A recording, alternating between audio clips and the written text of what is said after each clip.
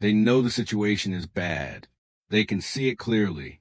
Everyone around them can see it, and they stay. Job that's toxic. Relationship that's harmful.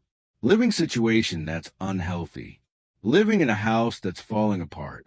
They stay long after they should have left. And people judge. Why don't they just leave? Why are they accepting this? Why do they have such low self-esteem? But here's what psychology reveals. People don't stay in bad situations because they're weak or lack self-respect. They stay because of specific psychological patterns that make leaving feel more dangerous than staying. Here's the real psychology of why people stay in situations they know are bad. First, the sunk cost fallacy.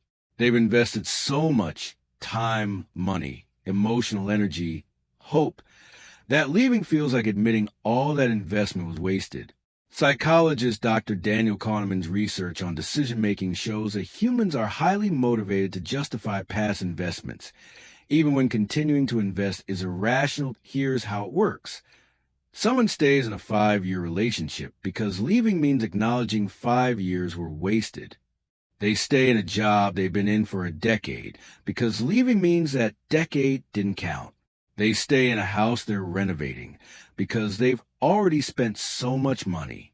Dr. Richard Thaler's behavioral economics research shows that people continue bad decisions to avoid admitting the past decision was wrong. What this creates psychologically. You're no longer deciding whether to stay based on whether staying is good for you. You're deciding whether to stay based on whether you can afford to admit the past was a mistake. Second, fear of the unknown. At least the current situation is known. You know how bad it is. You know what to expect. But leaving means entering unknown territory. And unknown is psychologically scarier than known, even when known is bad. Psychologist Dr. Amos Tversky's research on uncertainty aversion shows that people prefer certainty, even if negative, to uncertainty. Even if the uncertain option would likely be better, here's what happens. You're in a bad situation, but you understand it. You know the patterns. You can predict the pain. Leaving means uncertainty about where you'll live, whether you'll find another job, if you'll be alone, what will happen. Dr. Kahneman's work shows that uncertainty activates threat detection systems in the brain. The unknown feels dangerous. What this creates. People stay in bad relationships because they know what to expect from the abuse. They stay in toxic jobs because at least they understand toxicity. They stay in bad living situations because at least they know how the situation functions.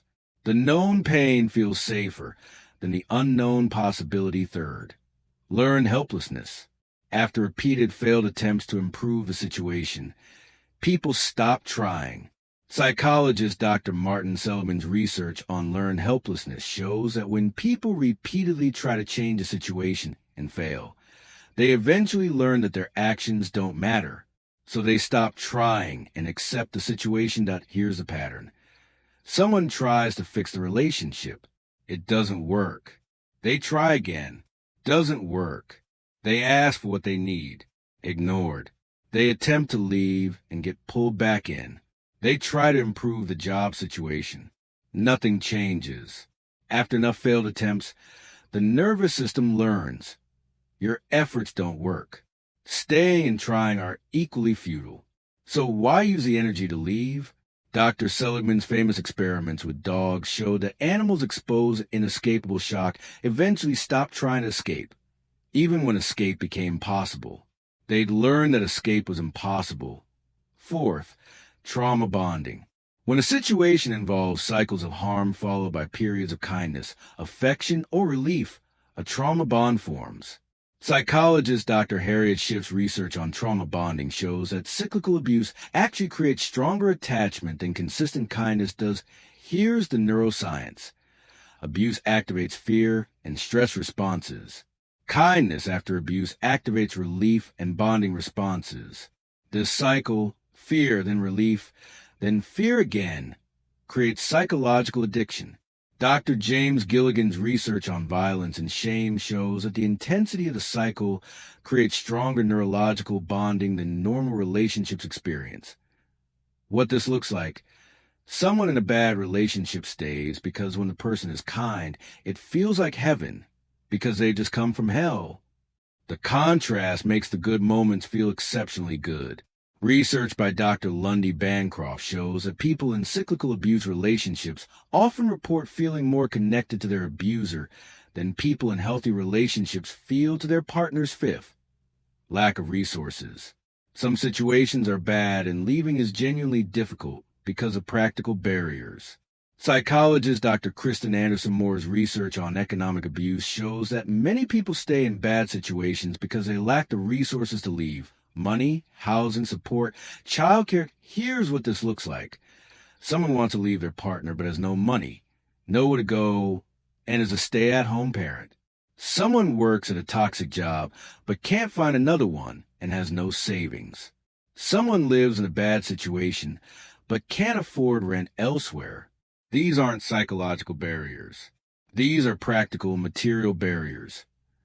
Research by Dr. Rebecca Campbell on intimate partner violence shows that economic dependence is one of the strongest predictors of whether someone stays in a harmful relationship. The situation is bad, but leaving requires resources they don't have. Dr. Diane Folingstad's research on barriers to leaving shows that practical barriers often matter more than emotional ones. So, if you're staying in something bad, know that your reasons are real, even if they're psychological rather than practical. And if you know someone's staying, your judgment doesn't help. Understanding their barriers and helping them build resources does. Leaving requires safety, and sometimes that safety takes time to build. Here's what psychology is clear about.